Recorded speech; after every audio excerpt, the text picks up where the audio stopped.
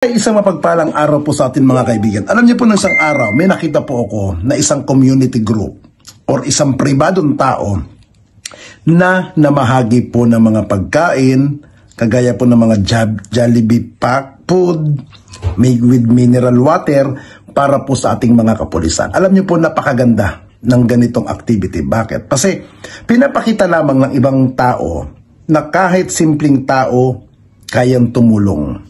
Kagaya po ng ginawa ni Ginoong Jed Manalang, na kung saan hindi naman siya inutusan, hindi naman siya sinabihan o pinakiusapan, pero pagpapakitang nagkusa siya, nagbigay siya, dahil siguro sa kanyang ginawang yon ay pagpapakita lamang na siya po ay kanyang panata na makatulong man lang sa kahit ganong kunting paraan.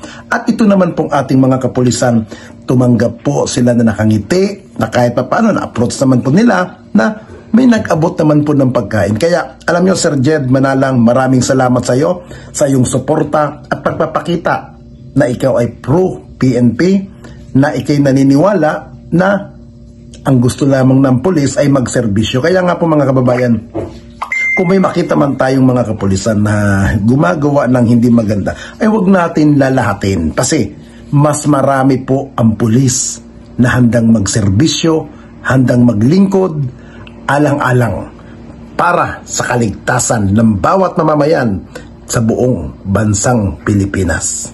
Jed Manalang, may-ari ng MCARS PH, nagbigay ng 5,000 food pack para sa mga kapulisan na naka-duty sa Piyesta ng Itim na Nazareno noong Enero 9, 2025. Ipinakita ni Ginoong Jed Manalang, may-ari ng MCARS PH, ang kanyang malasakit sa mga kapulisan sa pamamagitan ng pag-donate ng 5,000 food pack para sa mga pulis na naka-duty sa pagdiriwang ng Piyesta ng Itim na Nazareno noong Enero 9, 2025. Ang donasyon ito ay bahagi ng pagsuporta sa mga pulis na nagsisilbing tagapangalaga ng kapayapaan at kaayusan.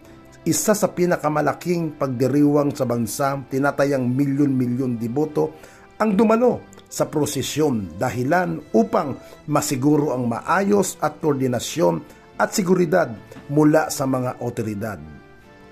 Ayon kay Manalang, ito ay maliit na paraan upang maipakita at pagpapasalamat sa sakripisyo at dedikasyon ng mga kapulisan.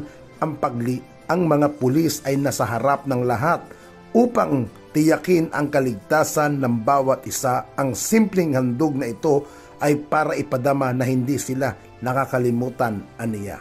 Ibinahagi ang food pack sa mga strategic na lugar kung saan nakapwesto ang mga pulis upang mabilis nilang matanggap ito habang naka-duty.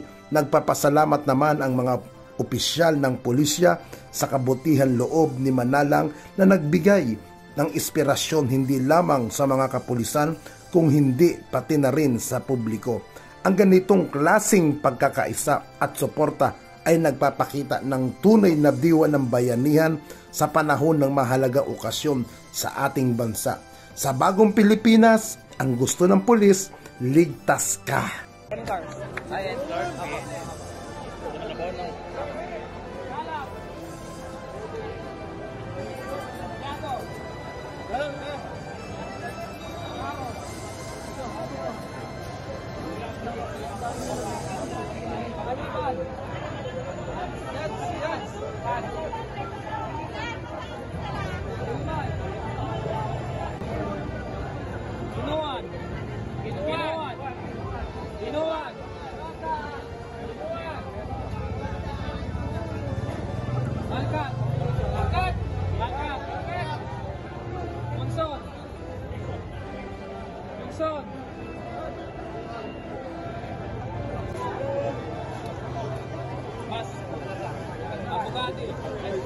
Filipino.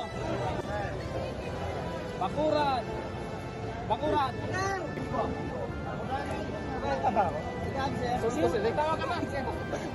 Abogado. Paligid.